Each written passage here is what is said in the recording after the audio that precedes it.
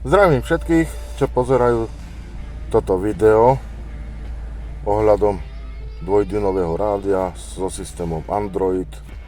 Je to dobrá vec, dajú sa tam inštalovať rôzne aplikácie. Niektoré sú už predinštalované a tak ďalej.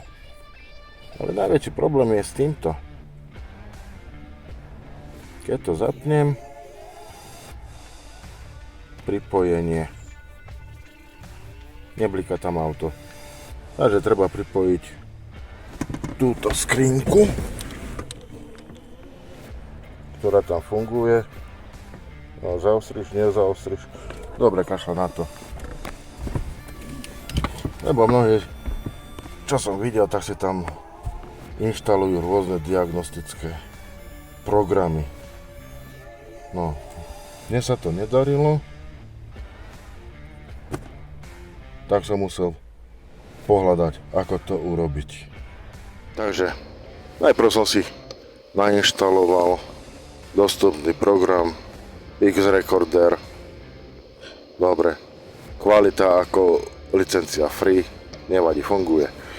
Takže mám nainštalované to Elm 327 a ideme Bluetooth, vyhľadať zariadenia, toto je telefón, dáme hľadať, chvíľočku to trvá. No, takže konečne som pochopil, ako to funguje, takže to som dal zasa, že skenovať,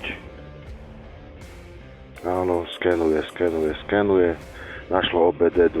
Ja som totižto predtým, aby som demonstroval ukážku, tak som dal, že zabudnúť zariadenie. No, tak som si musel požičať od brata, to naskenoval a potom vrátiť naspäť svoje a tak ďalej. Dobre, takže už to funguje, dáme, že OBD2, link, klasika, heslo 1, 2, 3, 4 pre párovanie, dám Enter, device corrected.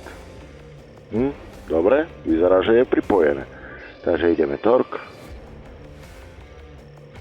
nastavenia, kde to máme OBD2, nastavenie adaptéru, typ pripojenia Bluetooth, fajn, vyberte zariadenie Bluetooth, výborne, poďme na to, no a bum, a nič. No, takže zase domov, opustíme aplikáciu, zasni, prestaň svietiť. A potom celý čas ma to ťahalo furt stále len cez toto Bluetooth, už sa to premiestilo.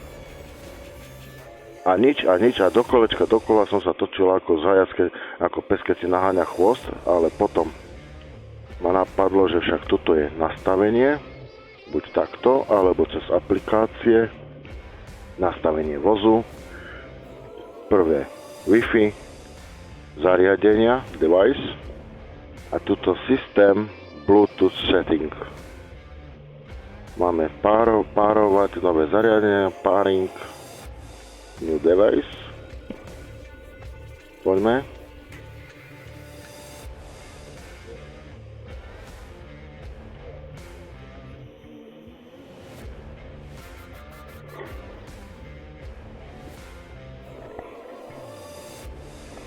No, takže konečne našlo to OBD2. Ja som urobil jednu chybu, tak mi to teraz blbne, takže dáme OBD2, párovanie, 1, 2, 3, 4, odfajknúť, že OK, párovanie, ideš, nejdeš, párovanie, boom, momentálne pripojeno OBD2. Dobre, tuto, že zobrať všetko, OBD2, dobre pripojené, ideme domov, ideme torque, nastavenia, OBD2, nastavenie adaptéra, typ pripojenia Bluetooth, vyberte zariadenie, poďme, voilà, OBD2 je tam. Takže sa vrátime, vrátime a auto už máme pripojené. Môžeme čítať kódy. Ťuk, dobre, funguje to.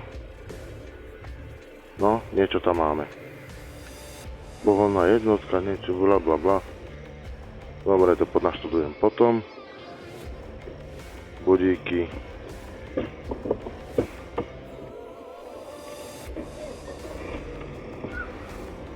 Dobre, otáčky. Funguje. To tu, neviem, speed žiadna. Coolant, chladenie, to viem, že ukazuje špatne. Vrátime sa späť. Dobre, kde tu máme? Kde som to videl? Toto? Nie. Aha. Výborne. Batériu.